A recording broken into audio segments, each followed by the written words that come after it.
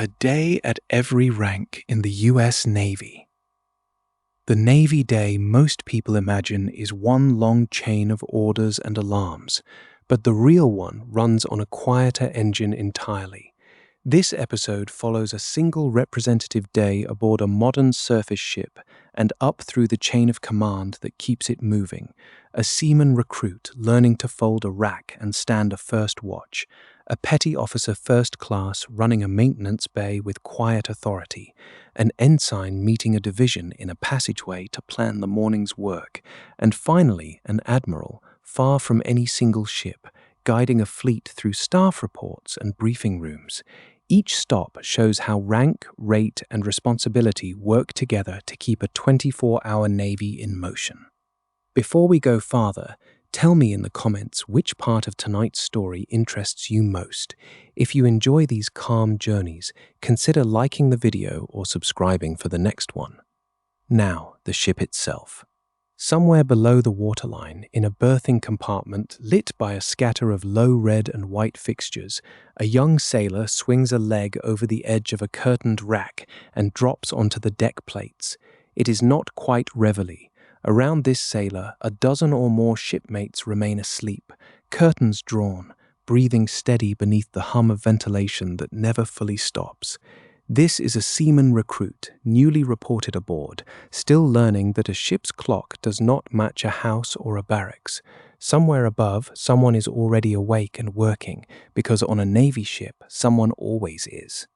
Step into the passageway outside that berthing space, and the ship's logic becomes visible. The light turns a cool steel blue, the tone used overnight to protect sleeping eyes while still allowing safe movement through the ship. Footsteps pass in both directions, a sailor heading to relieve a watch, another returning from one, a third simply walking toward a head or a fountain. None of this looks dramatic. It resembles the quiet traffic of a city that never closes, where different people are always beginning or ending their version of a day.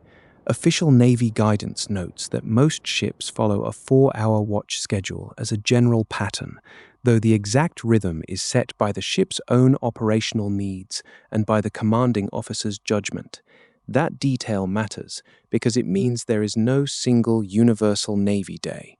Every ship keeps its own version of time, shaped by its mission, its size, and its crew. This seaman recruit's task in the half-lit hour is simple. Get dressed, fold the rack neatly, stow gear, and move without becoming an obstacle to anyone else's schedule.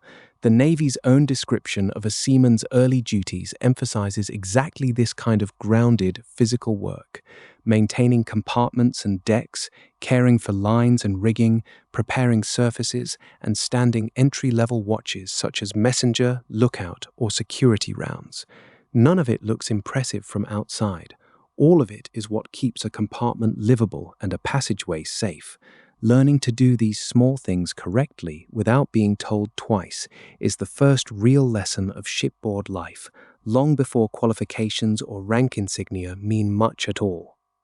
By the time full daylight would show through a porthole, if this deck had one, the mess decks are already filling. Trays move along stainless rails, coffee urns steam beneath fluorescent light, and sailors shuffle through a serving line with the unhurried patience of people who have done this every day for months. Breakfast here is not an event worth logging.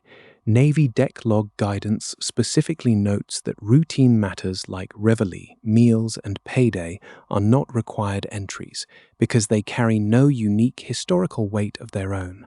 That absence is telling. It suggests that a ship's real day is not built from remarkable moments, but from dependable ones, repeated in sequence, meal after meal, watch after watch, until the pattern itself becomes the story worth telling. Back near the berthing spaces, a compartment watch continues its own small routine.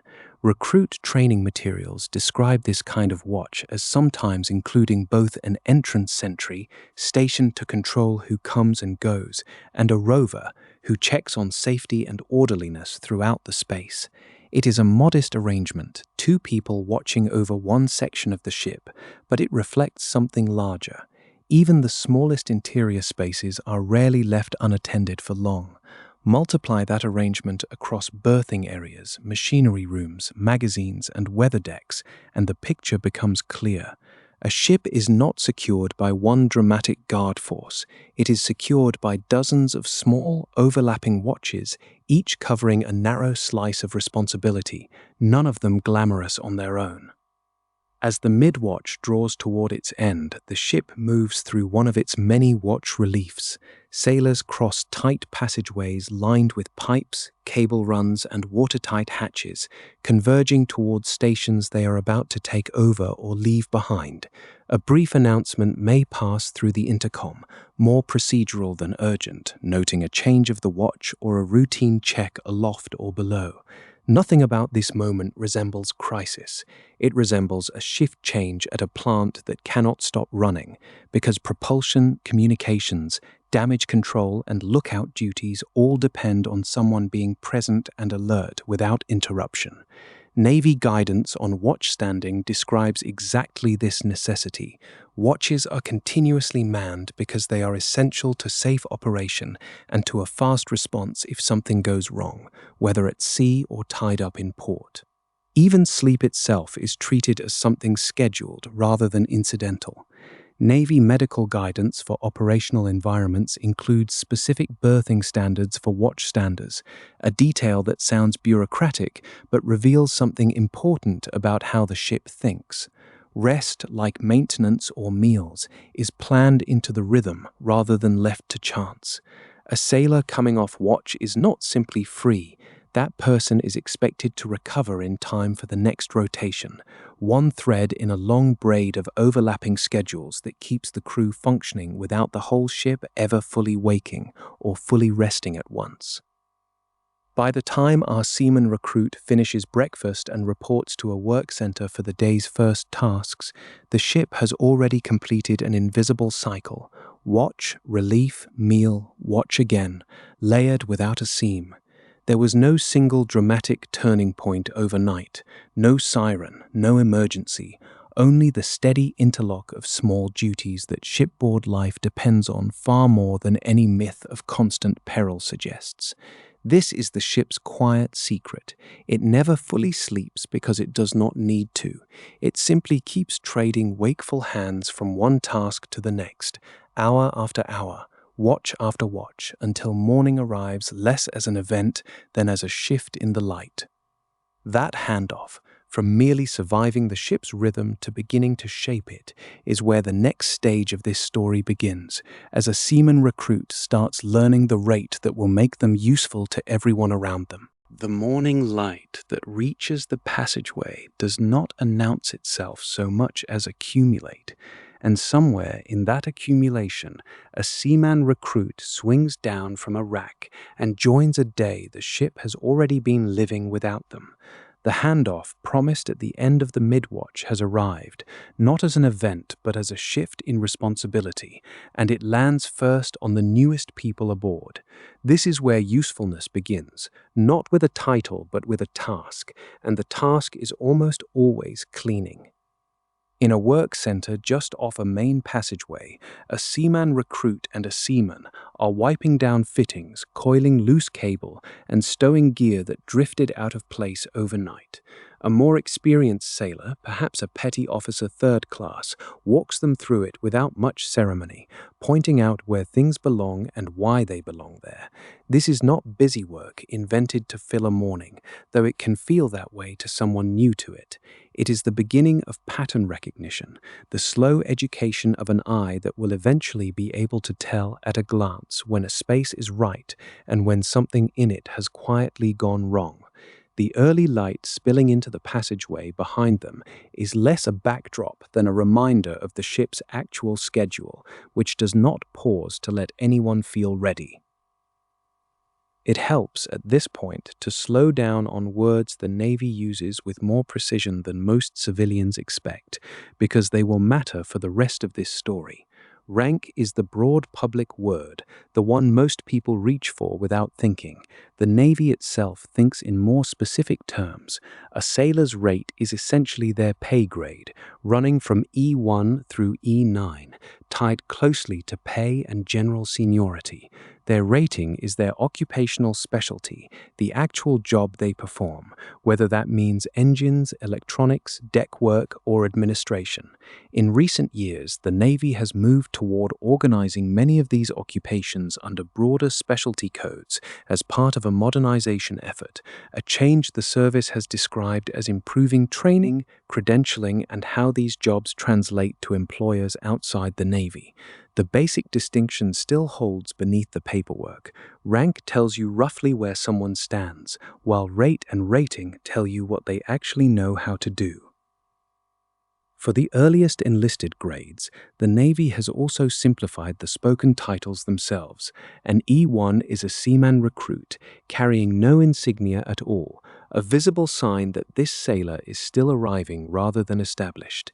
E2 and E3 are addressed simply as seamen, regardless of their eventual occupational path, a departure from older practice when junior sailors in different fields carried separate titles depending on where they worked.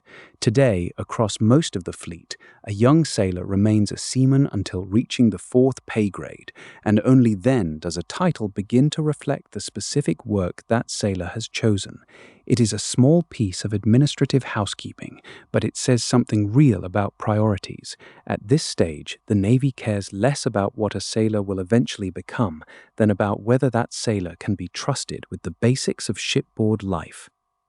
Those basics accumulate through direct instruction and steady repetition. A seaman learns to handle mooring lines under close supervision, absorbing where to stand, where never to stand, and why that difference matters more than it might first appear to someone watching from a pier. They assist with preventative maintenance, which is exactly what it sounds like, checking, adjusting, and documenting equipment before it fails rather than after, following procedures that exist because someone, at some point, learned the hard way why they were necessary.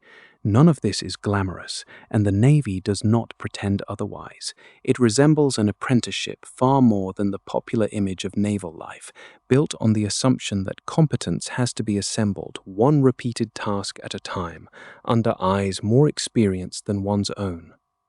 Study is part of that apprenticeship too, and it tends to happen in the least dramatic corners of the ship. In a slow stretch of the afternoon, a small group of junior sailors gathers near the mess or berthing area with a shipboard qualification sheet spread across the table between them. A petty officer walks them through it, asking questions, correcting small misunderstandings, occasionally sending someone back to reread a section they had clearly skimmed. These qualification sheets form the practical backbone of shipboard competence, line-by-line lists of systems, procedures, and safety knowledge a sailor must demonstrate before being trusted to stand a given watch without direct oversight. This process draws on the Navy's broader system of occupational standards, the official framework that defines what a sailor in a given rating needs to know and be able to do at each stage of a career. There is no ceremony attached to any of it, no formal recognition beyond a signature and an initial in a logbook. It is simply the slow, cumulative proof that someone can now be trusted with more than they were trusted with the week before. That trust extends, eventually, to standing watch alone in some small way. In the evening hours, inside a dim interior watch station, a seaman takes a place at a basic post, perhaps a phone talker, a lookout, or some similarly foundational role, while a supervisor stands nearby or checks in at intervals. The space itself is unremarkable. A logbook, a set of posted instructions, maybe a radio carrying routine traffic from elsewhere in the ship. What matters is the discipline being practiced in that dimness, the habit of staying attentive to small, repetitive duties long after the novelty of shipboard life has worn away. It is a modest kind of professionalism, but it is professionalism all the same, and it is the same underlying habit, scaled up considerably, that keeps far more complicated watch stations running correctly everywhere else on the ship. It would be a mistake, though, to assume every junior sailor's early experience happens aboard a ship at all. Many spend long stretches ashore instead, at technical schools learning the details of their rating, at maintenance facilities supporting ships without living aboard them, or at administrative commands handling paperwork and logistics far from any deck. Their rank and rating look identical to those of their shipboard counterparts, but the daily rhythm feels entirely different, often closer to a conventional workday than to a rotating watch schedule built around the clock. This shore contrast matters because it reminds us that a junior sailor's life describes a stage of a career, not a single fixed setting or routine. Eventually, competence and time converge, and a sailor advances into the fourth pay grade, becoming a petty officer third class. This is a categorical shift, not merely a numerical one. For the first time, this sailor carries a title tied directly to supervisory expectation rather than general seniority alone. They are still, in real ways, learning, still building depth in their rating, still refining habits picked up only a year or two earlier under someone else's watch. But they are now expected to help train the seaman coming up behind them, to answer basic questions correctly, and to notice small safety problems before someone more senior has to point them out. It is leadership at its smallest and most immediate scale, built entirely on the credibility of having done the work firsthand, not long ago and not without considerable help. That thin but real credibility is what carries a sailor forward from here. The next stage of the enlisted path asks for more of exactly this kind of grounded competence, deeper technical mastery, heavier supervisory responsibility, and a growing hand in shaping how an entire work center runs from day to day. That shift in scale and expectation is where this story turns next, into the world of the petty officer second and first class. The morning work period aboard a surface ship does not begin with a whistle or an announcement. It begins with a petty officer second class walking into a maintenance space already half lit, already smelling faintly of solvent and machine oil, and finding the day's paperwork waiting where the previous watch left it. This is the moment where the story shifts from learning the ship to running a piece of it, and the change is not subtle. A third-class petty officer, fresh from the qualifications and close supervision of the previous chapter, is still mostly a set of hands. A second class is expected to be a set of hands that also thinks ahead. The petty officer second class in the work center that morning is doing several things at once, none of them dramatic by themselves. Junior sailors are filing in, some still finishing coffee, and each one needs a task that matches both the day's maintenance schedule and their level of training. The petty officer glances over a clipboard or a tablet, depending on how modernized the ship happens to be, checking which pieces of equipment are due for scheduled checks and which junior sailor has not yet signed off on a particular procedure. This is not busy work. The Navy's rating system, which separates a sailor's pay grade from their occupational specialty, means that two people wearing the same rating badge can carry very different levels of trust depending on experience and qualification. The second class is the one deciding, in small daily increments, who is ready for more. That distinction between rate and responsibility becomes the real engine of the work center. A sailor might hold the same rating as the person standing beside them and still be assigned the simpler half of a task, not because of favoritism, but because the paperwork trail behind them tells a different story. Historical accounts from sailors who lived through this exact rise, moving from third class to first class while responsible for gun mounts or equally demanding gear, describe the shift less as a promotion in title and more as a widening of what people trusted them to touch. The specifics of any one sailor's story cannot be generalized to the whole fleet, and this chapter does not claim otherwise, but the underlying pattern holds steady across generations of shipboard life. Advancement in rate tends to track advancement in what a sailor is allowed to decide without asking someone else first. By mid-morning, the second-class petty officer has likely handed off the more routine checks and moved toward the harder work, the kind that requires someone with enough experience to notice when a reading looks slightly wrong before it becomes a real problem. This is where the first-class petty officer often enters the scene, not as a separate authority, but as the next rung up the same ladder, sometimes working the exact same repair locker. In a tight space crowded with tools, a first class leans over a piece of equipment with the practiced economy of someone who has done this hundreds of times, while a junior sailor holds a work light or a checklist and watches more than they touch.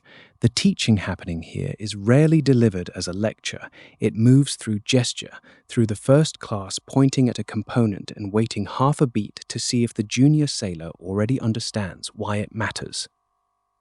This kind of hands-on instruction is where the Navy's older institutional habits become visible without needing much embellishment. Petty officers have long been expected to carry practical knowledge forward, not by holding on to it, but by passing it down to whoever is standing nearest with less experience. The first class in the repair locker is doing exactly this, checking the junior sailor's understanding as much as the equipment itself, because eventually that junior sailor will be the one signing the maintenance record instead of watching someone else sign it. The documentation matters more than it might seem from the outside. A completed and correctly annotated maintenance check is not just Navy bureaucracy. It is the paper trail that proves a system has been verified, and it becomes part of the evidence senior sailors use later to decide who is ready for a harder watch station or a more complex qualification. As the day moves into the afternoon, the petty officer's role begins to widen from technical supervision into something closer to general shipboard leadership. This is also where the layered nature of enlisted communication becomes clear. Junior sailors with a problem, whether it involves a piece of gear or a personal issue affecting their work, generally do not walk straight to the chief. They bring it first to someone like the leading seaman or the work center's senior petty officers, who filter, translate, and sometimes solve the issue themselves before it needs to travel any higher. Sailors who lived through earlier eras of this system recalled that structure clearly. Seaman went to the division's leading seaman, and the leading seaman went to the petty officers, forming a chain that kept most problems from reaching senior leadership until they truly needed to. That basic shape, questions flowing upward through layers of increasing experience, still describes how a work center handles its daily friction today, even as the tools and terminology have changed. Late in the afternoon, with the heavier maintenance mostly logged and the work center beginning to wind toward evening turnover, a first-class petty officer might catch a small mistake in a passageway, almost by accident. A sailor's uniform gear is fastened wrong, or a task has been performed slightly out of the sequence the checklist calls for. The correction, when it happens, is usually brief and unremarkable, delivered in passing rather than as a formal reprimand. This is deliberate, or at least it functions that way, whether or not anyone frames it consciously. Standards enforced constantly in small doses tend to hold better than standards enforced occasionally through big confrontations, and first-class petty officers closer to the chief's mess than anyone else in this layer understand that their credibility depends on catching these things consistently rather than dramatically. What separates this middle tier from the ranks below is not really the technical skill, though that matters, but the responsibility for other people's growth alongside the equipment.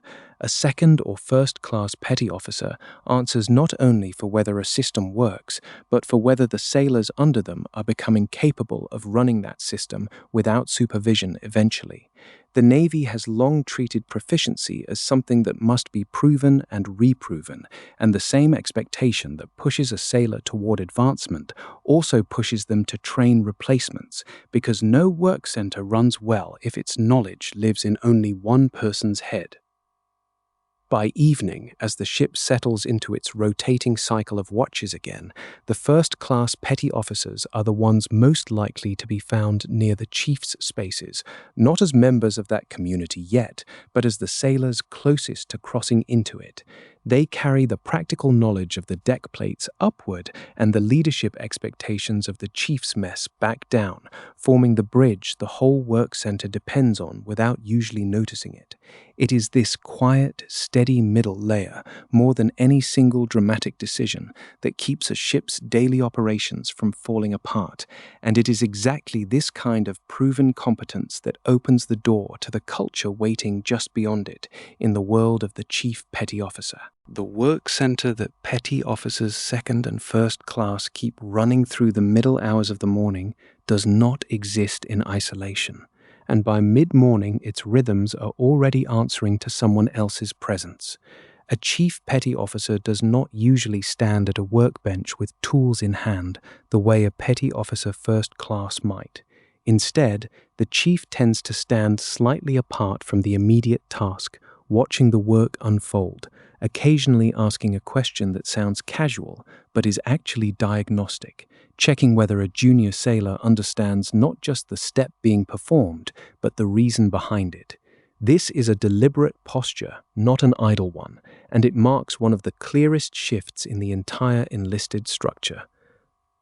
Becoming a chief petty officer is often described inside the Navy as entering a distinct community rather than simply advancing a pay grade, and the structure behind that description is real, even if the ceremonial customs that surround it deserve their own separate telling rather than a detailed retelling here. The Navy maintains a dedicated leadership development track built specifically for the step into E7, distinct from the training pipelines that carry sailors through the third class, second class, first class, and advanced petty officer levels below it. Where those earlier courses focus on technical proficiency and immediate supervisory skill, the E7 continuum is oriented explicitly around leadership itself, tied to the Navy's stated core values and to broader guiding documents about how chiefs are expected to shape a command's culture. In practical terms, this means a sailor does not simply get better at the job to become a chief. They are formally taught through a defined pipeline to see the ship and the people in it differently. That difference shows up immediately in how a chief spends the day. A petty officer first class might personally troubleshoot a stubborn piece of equipment. A chief is more likely to ask why 3 different sailors have struggled with the same repair over the past month, and whether that points to a training gap, a documentation problem, or a habit worth correcting fleet-wide within the division. Chiefs are expected to know the ship's routines with unusual depth, not because they perform every task themselves, but because they are the ones translating the technical reality of the deck plates into language that department heads and commanding officers can act on. They mentor constantly, almost as a background hum to everything else they do, correcting a young sailor's posture during a drill, explaining why a maintenance form matters beyond paperwork, or quietly steering a frustrated petty officer away from a bad decision before it becomes a formal problem. None of this requires spectacle. Most of it happens in ordinary tones, in cramped spaces, between one task and the next. As the day moves into its administrative hours, the distinction between chief and senior chief becomes easier to see, though the 2 ranks share much of the same cultural footing. A senior chief petty officer, an E8, still carries the mentoring instincts of the chief's mess, but the scope of concern widens. Rather than focusing primarily on a single work center, a senior chief is more likely to be reviewing training completion across an entire division or sitting with department paperwork that spans several work centers at once. In a cramped office space or a shipboard alcove barely large enough for a desk and 2 chairs, a senior chief might spend part of the afternoon going over notes with junior sailors and petty officers, discussing not a single repair, but a pattern of readiness gaps, an upcoming inspection, or a morale issue that has quietly built up over several weeks. The work is less about hands-on correction and more about judgment, sequencing priorities, and deciding which problems need immediate attention and which can wait for the next training cycle. This is not a demotion of relevance. If anything, the senior chief's decisions ripple further because they touch more people and more schedules than a single chief typically manages alone. Master Chief Petty Officer, the E9 level, extends that reach even further, and it is here that the difference between a ship at sea and a command ashore becomes especially visible. Aboard the ship, a Master Chief often operates at the department level, advising on training standards, policy application, and the broader currents of morale that a commanding officer cannot personally track hour by hour. But the same rank looks noticeably different in a shore assignment. Picture a Master Chief walking through a headquarters corridor in daylight, a folder tucked under one arm and a phone in the other hand, moving between offices that have nothing to do with a ship's passageways at all. This might be a training command, a recruiting district, or a staff office supporting a much larger organization, and the Master Chief's daily concerns shift accordingly, from watch rotations and maintenance backlogs to policy coordination, instructor standards, or manning decisions that affect sailors who are not even present in the building. The insignia and the leadership instincts travel with the sailor. The daily problems do not. What ties Chief, Senior Chief, and Master Chief together, despite these differences in setting, is the role the Navy has built around senior enlisted leadership as an advisory function within the chain of command.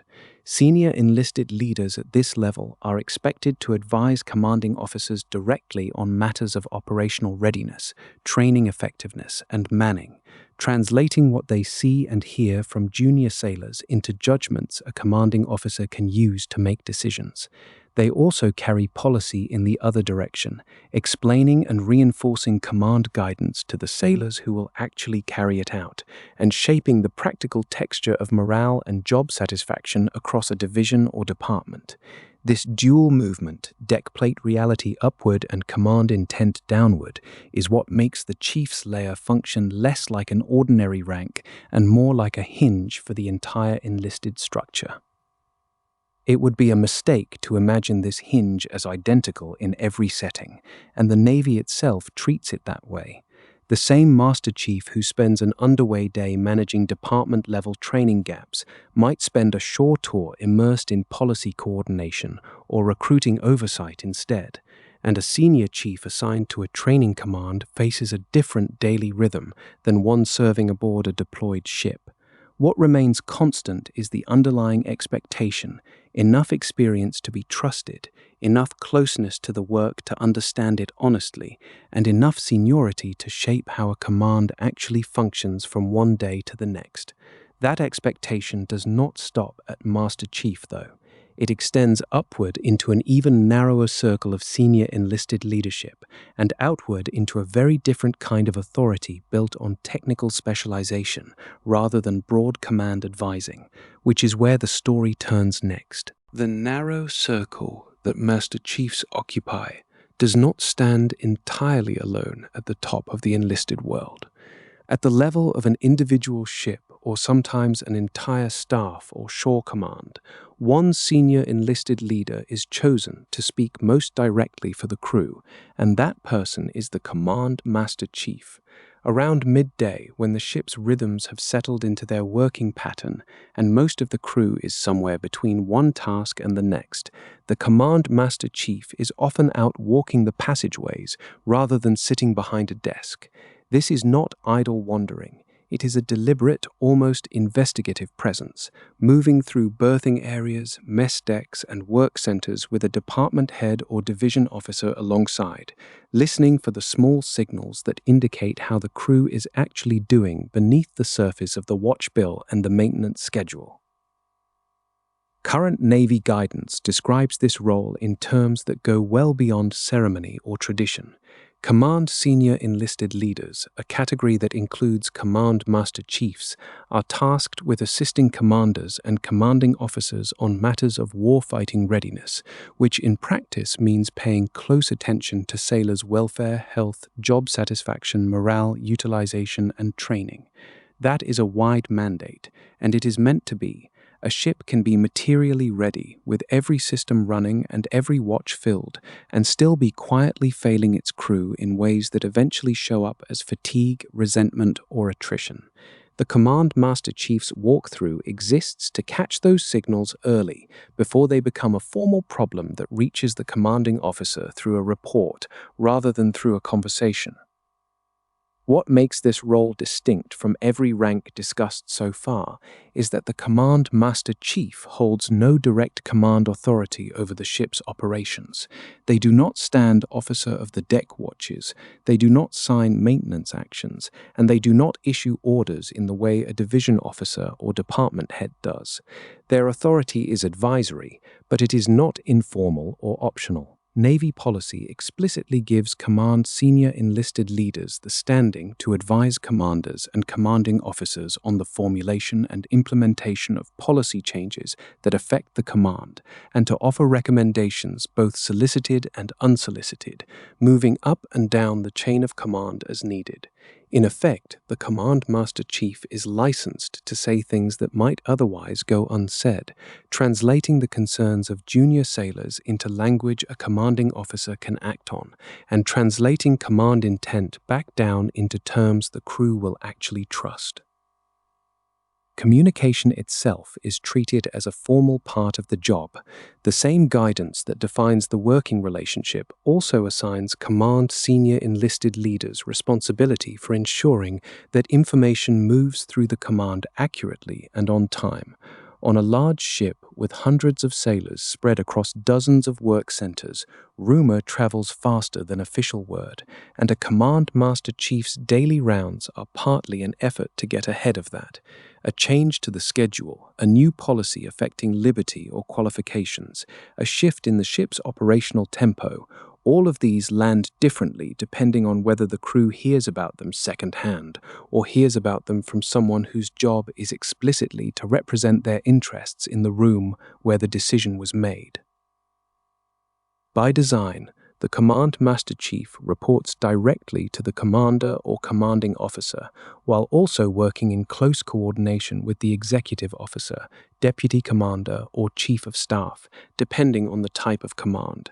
This dual relationship matters. It keeps the advisory role from becoming purely symbolic, since it is anchored to the top of the chain, while also keeping it woven into the daily administrative machinery that the executive officer runs.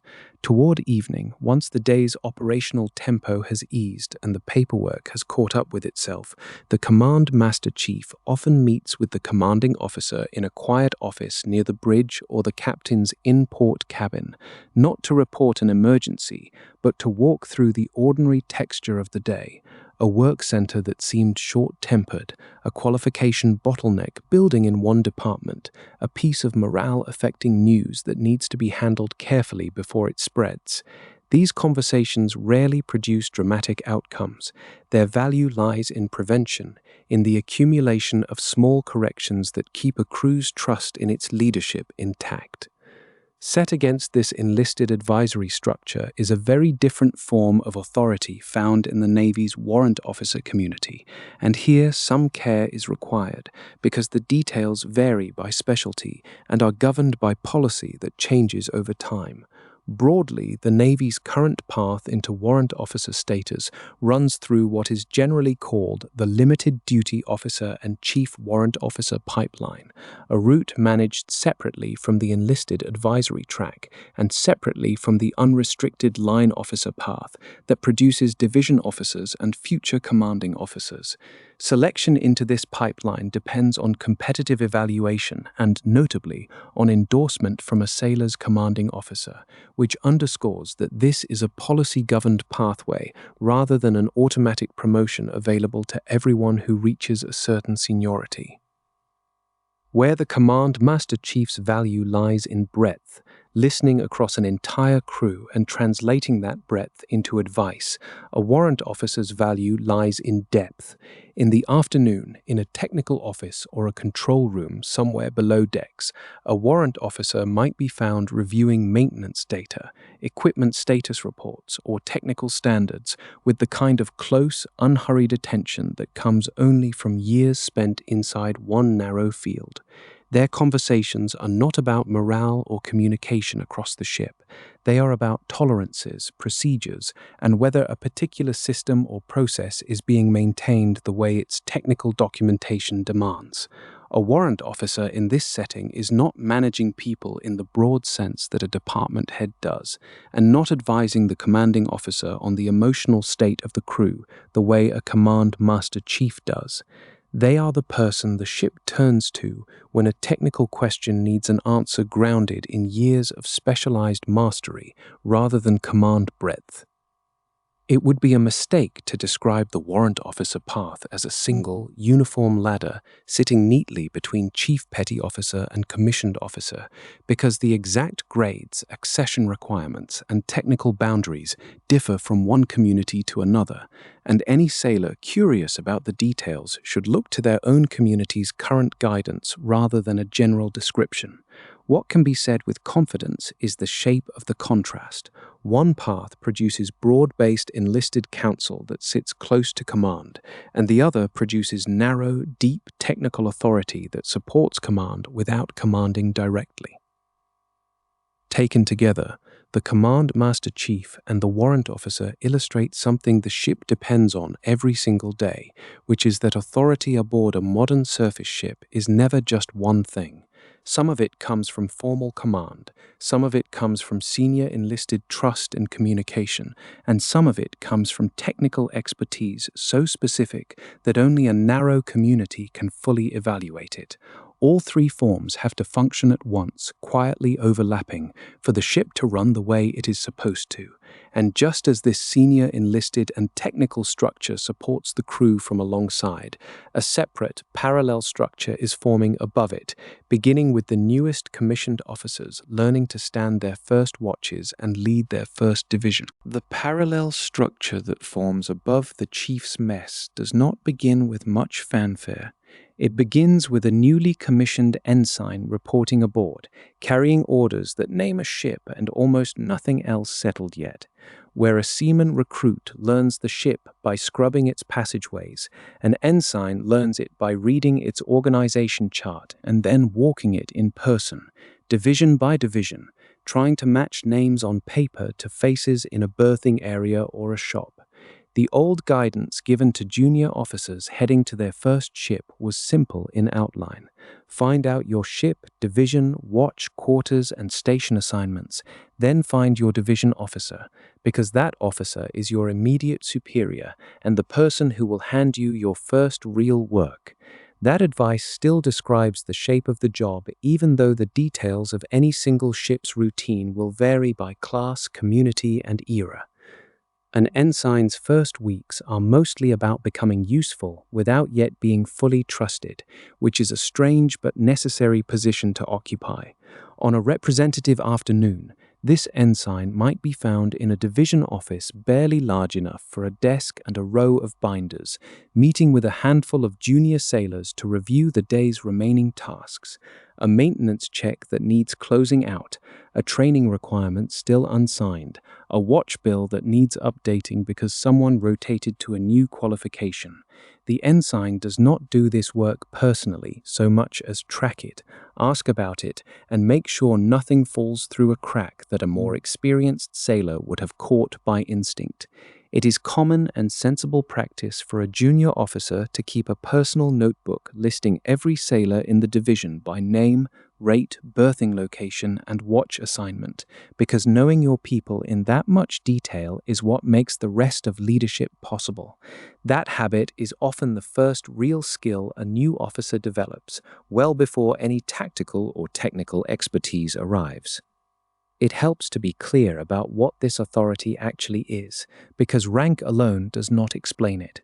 An ensign is responsible for a division, a defined group of sailors, and a defined slice of the ship's work, whether that is a deck division, a communications division, or something else depending on the ship's type.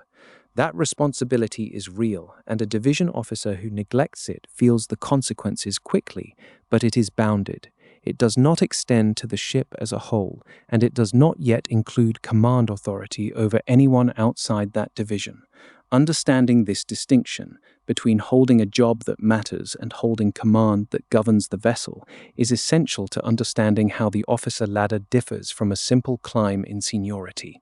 Command is a specific, formally vested authority, not a general property of rank, and junior officers are taught this early, precisely because it shapes what they are and are not permitted to decide alone. As an ensign advances to lieutenant junior grade, the pattern repeats at a slightly larger scale. More qualifications open up, including watch stations that carry heavier immediate consequences, such as officer of the deck in port or, eventually, positions supporting bridge or combat information center watches underway. The officer is still learning, but now the learning includes real oversight of the ship's safety and routine during defined periods, always under a chain of reporting that keeps a senior officer informed. A junior officer of the deck in port, for instance, is expected to observe the ship's routine carefully, report what is seen and done to the officer of the deck, and escalate promptly whenever something outside the routine needs a decision from someone senior. This reporting habit is not bureaucratic decoration. It is the actual mechanism by which junior officers exercise responsibility without exercising unchecked authority, and it scales upward through every rank that follows. Midday aboard ship offers a useful, unglamorous illustration of how this responsibility gets coordinated rather than performed individually. In the wardroom, a space set aside for officers to eat and to talk through the day's business, a lieutenant junior grade and a couple of lieutenants might sit over an ordinary meal, discussing which maintenance item needs a work order rewritten, which qualification board is falling behind schedule, and how the afternoon's training period should shift around a delayed evolution elsewhere on the ship. None of this is ceremonial. Historical guidance for young officers even specified something as mundane as not lingering over breakfast in the wardroom past a set hour, a small detail that nonetheless confirms the wardroom's real character, a working space with its own expected rhythm, not a stage for formality. The conversation at that midday table is where several small pieces of departmental awareness, held separately by different officers, get compared and reconciled into something closer to a shared picture of the day. By the rank of lieutenant, an officer typically holds more demanding watch responsibilities and often begins taking on department-level coordination, assisting a department head or overseeing a function that spans more than one division. This is where the job shifts further from direct supervision of individual sailors toward integration of multiple efforts, tracking not just one division's work, but how several divisions' schedules, maintenance priorities, and training needs fit together across a department. A lieutenant standing bridge watch as evening settles over the ship makes a fitting image for this stage. The watch team spread across their stations, the horizon fading beyond reinforced windows, the ship's interior lighting slowly outpacing the dusk. The lieutenant is not commanding the ship in that moment in any final sense. Command rests with the commanding officer, exercised through the officer of the deck's delegated authority for that watch. But the responsibility on the bridge at that hour is substantial and genuinely consequential, and it depends entirely on years of accumulated qualification, judgment, and the same reporting discipline learned back at the ensign level. Lieutenant Commander extends this pattern once more, often into department head responsibilities that require coordinating an entire slice of the ship's function, whether engineering, operations, weapons, or another department depending on the ship's type and community. At this point, an officer less often stands routine watches personally and more often manages the schedules, personnel readiness, and maintenance posture of dozens of sailors spread across several divisions, reporting upward to the executive officer and commanding officer while translating decisions downward through division officers and chiefs. The wardroom conversation, by this stage, has grown into something closer to formal department planning, though it keeps the same underlying purpose, turning scattered information into coordinated action that others can actually carry out. What holds this entire progression together, from ensign to lieutenant commander, is not increasing personal control over the ship, but increasing scope of oversight paired with increasing trust to exercise judgment inside clearly bounded limits. Officers do not stop reporting upward as they gain rank. They simply report on larger portions of the ship's life, with more decisions delegated to them and fewer requiring escalation. That expanding scope, however, eventually reaches a threshold where oversight becomes something categorically different, not managing a department within someone else's ship, but holding responsibility for the ship itself, which is where the story turns next, into the world of commander and captain. That threshold, where oversight stops being about a department and becomes responsibility for the entire ship, is where the story of commander and captain begins.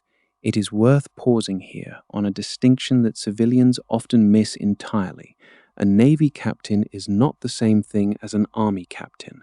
In the Navy, captain is an 06 grade, senior to commander, and it typically marks either command of a larger ship or a significant department level or staff assignment carrying comparable weight. The titles look identical on the page, yet they sit at very different points in each service's hierarchy, and confusing them tends to misplace exactly the kind of authority this episode has been trying to map from the very first rack climbed in the dark. A Navy commander, in the meantime, usually occupies one of the most demanding jobs aboard the ship, without yet holding the word command as a formal title. Many commanders serve as executive officer, the second-in-command role, responsible for making the ship's departments function as one coordinated organization rather than several competing ones. Others serve as department heads or in technical leadership positions ashore, building the judgment, relationships, and reputation that eventually support a command tour of their own. The executive officer's day, in particular, looks less like decision-making from a pedestal and more like sustained administrative choreography, repeated with only slight variation from one ship, one deployment, and one crew to the next.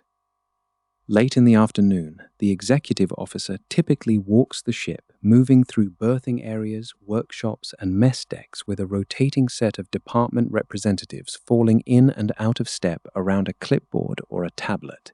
This is sometimes called rounds, though the term understates how much is actually happening during that walk. The XO is checking cleanliness, certainly, but is also reading the crew's mood, noticing which spaces feel behind schedule, and quietly cataloguing which departments will need attention before the evening's meetings begin. Nothing about this movement looks dramatic, and nothing about it is meant to. It resembles a supervisor checking in on a large, dispersed workforce, because that is essentially what it is, scaled to several hundred people living and working inside a single hull that never quite stops moving. Underneath that walk sits a mountain of paperwork. The XO is also responsible for synchronizing across every department at once. Training schedules, maintenance reports, personnel issues, inspection results, and correspondence waiting on the commanding officer's signature. None of this is romantic, and the job runs almost entirely on procedure rather than charisma. But the procedure is the point. A ship of several hundred people cannot be governed by any single person's memory or improvisation.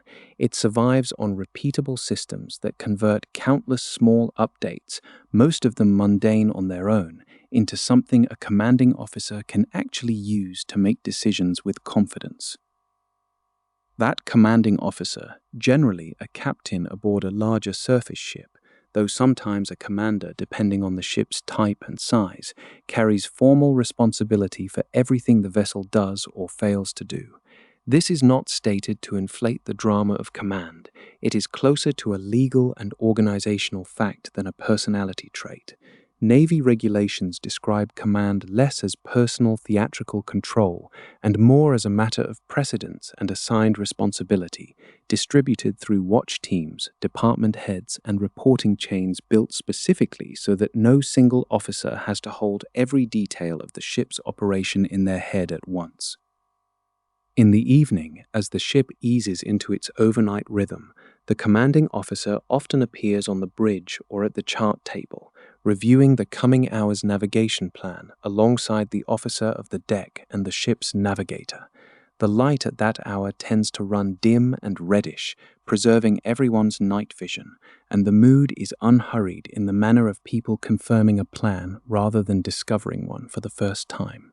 The captain is not personally plotting the ship's course minute by minute through open water.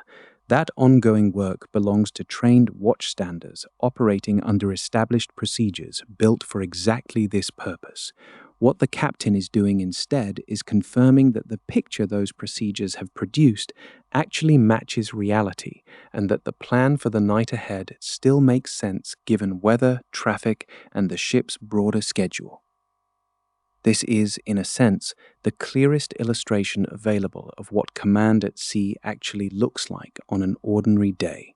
It is less about issuing dramatic orders into a waiting silence, and more about sustaining trust in a system that keeps producing reliable information, hour after hour, watch after watch, without needing to be reinvented each time.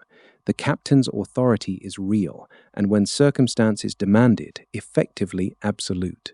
But most of any given day is spent verifying that the machinery of watchstanding, reporting, and department coordination is functioning as designed, not overriding it or replacing it with personal judgment alone. After the evening meal, that verification often takes a more structured form. A commander or captain may sit down with department heads and senior enlisted advisors in a small planning space just large enough for a table, several chairs, and perhaps a chart taped to the bulkhead behind them.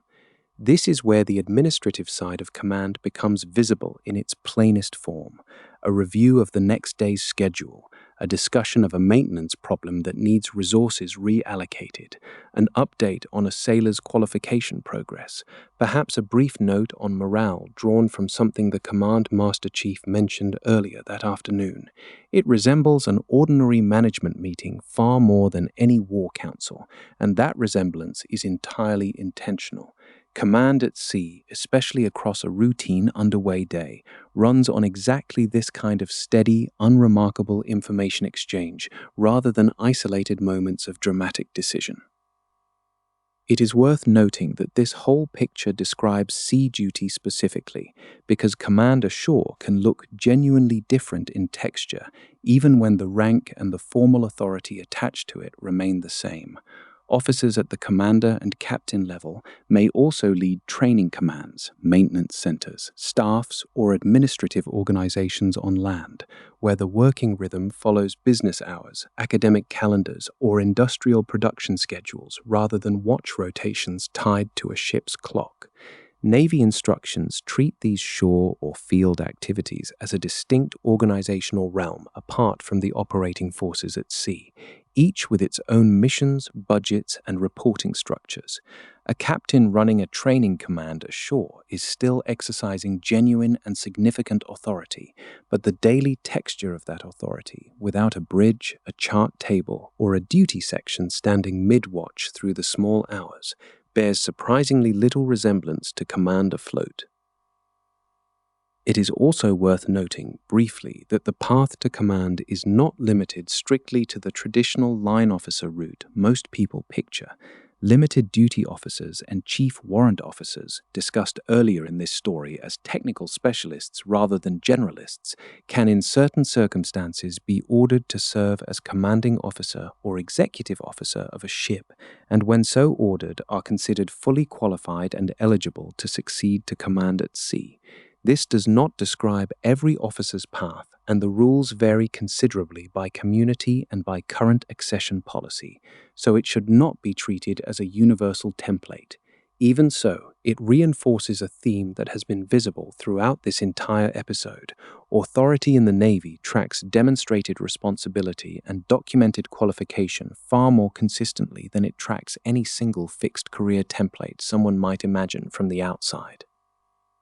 By the time the after-dinner meeting ends and the ship's evening watches settle into their long stretch toward midnight, the captain's day looks less like one continuous act of command and more like a series of checkpoints, each one confirming that a much larger system, staffed by thousands of small decisions made elsewhere on the ship, is still moving in the intended direction. That is the real substance of command at sea. Not solitary control exercised from some elevated vantage point, but sustained trust placed in procedure, training, and the constant, unglamorous flow of information moving upward from every deck of the ship. And it is that same flow of information, stretched now across many ships and many crews rather than confined to one, that carries this story toward its final vantage point, where an admiral directs not a single vessel, but an entire fleet through staffs, subordinate commanders, and reports arriving from far beyond the reach of any single bridge or chart table. That flow of information, stretched now across many ships and many crews rather than confined to one, arrives finally at the level of the Admiral, and here the story changes shape almost completely. There is no single vessel to walk through anymore, no one passageway that leads from berthing to bridge to reveal how the day works. An Admiral's day belongs to a fleet, and a fleet is not a bigger ship. It is a distributed organization of ships, aircraft, shore commands, and staffs, held together by reporting structures and communication channels, rather than by steel decks and shared meals in one wardroom. Picture, then, not a bridge, but a briefing room ashore, in daylight, far from any single ship's watch rotation. An admiral sits at the head of a table with staff officers and planners arranged around printouts, digital displays, and charts that represent not one deployment, but many, layered across weeks and months. This is not a reconstruction of any specific meeting on any specific day. It is a representative version of something that happens constantly across Navy Fleet headquarters, because that is how fleet-level command is actually built. The Admiral's staff exists specifically to support this kind of decision-making, translating raw readiness data, maintenance backlogs, and personnel numbers into choices about which ships deploy, which stay in training cycles, and which need resources redirected before a scheduled commitment arrives. It is worth pausing on how different this is from every rank examined so far. A seaman recruit's authority extends to a single task, closely supervised. A chief's authority extends to a work center or a division, earned through years of hands-on credibility. A captain's authority extends to an entire ship, but still one ship, with one crew whose faces the captain can learn over time. An admiral's authority extends across multiple ships, sometimes multiple types of forces, sometimes multiple regions of the world at once, and that scale changes the nature of the job entirely. The admiral cannot personally inspect every engineering space or stand every watch rotation across a dozen ships. Authority at this level has to travel through other people, through structures built for exactly that purpose. This is where the modern Navy relies on what is often called a Maritime Operations Center, a fleet headquarters organization built specifically to plan, monitor, direct, assess, communicate, and coordinate operations across an entire area of responsibility. It functions something like a nervous system for the fleet, gathering information from ships at sea, shore commands, and supporting units, then processing that information into the kind of clear picture an admiral needs to make decisions that affect forces the admiral may never personally see underway. Officers and enlisted specialists staff this center around the clock, in shifts, much like a ship's watch rotation, except the watch here is over reports and status boards rather than a single deck and a single set of running machinery. By afternoon, that center is in full motion. Phones are answered, screens are updated, and messages move in both directions, readiness reports climbing up from individual ships, and guidance, requests, and priorities moving back down toward them. A department head aboard a deployed ship might submit a routine readiness update that, on its own, seems almost administrative, noting equipment status, personnel gaps, or training completions. At the fleet level, though, that same report becomes one data point among hundreds, compared against other ships, weighed against upcoming operational requirements, and folded into decisions the Admiral will eventually approve or adjust. Nothing about this process is dramatic to watch. It looks, quite literally, like people reading reports, updating boards, and talking through problems in ordinary voices. But this unglamorous traffic of information is the actual mechanism by which fleet-level command functions, replacing the direct, personal oversight that a captain has of one ship with something more like continuous, structured awareness spread across many. It is useful here to name a specific real-world example of how this structure is described in Navy organization, without overstating how much any single account can capture about day-to-day internal detail. Fleet commanders responsible for large geographic areas, such as those overseeing naval forces in Europe and Africa, are tasked with preparing forces for readiness and providing ready naval forces to meet theater and contingency requirements. Notably, this preparation is not something any one commander does alone. It is described as work done in coordination with other fleet-level commanders, each responsible for different pieces of the same overall force, ensuring that ships and squadrons across separate regions are all being brought to a comparable standard of readiness before they are called upon. This is fleet command as a collaborative, standardized process, rather than a single figure directing individual ships by personal instinct or preference.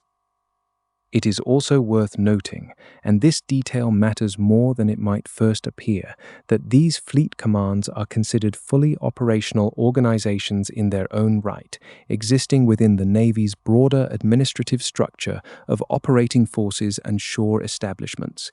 In plain terms, this means an admiral's real workplace most days is not a ship at all. It is a headquarters building, a command center, or a rotating set of shore facilities and staff offices, sometimes supplemented by time aboard a flagship, but rarely reducible to the rhythm of any single vessel's daily schedule.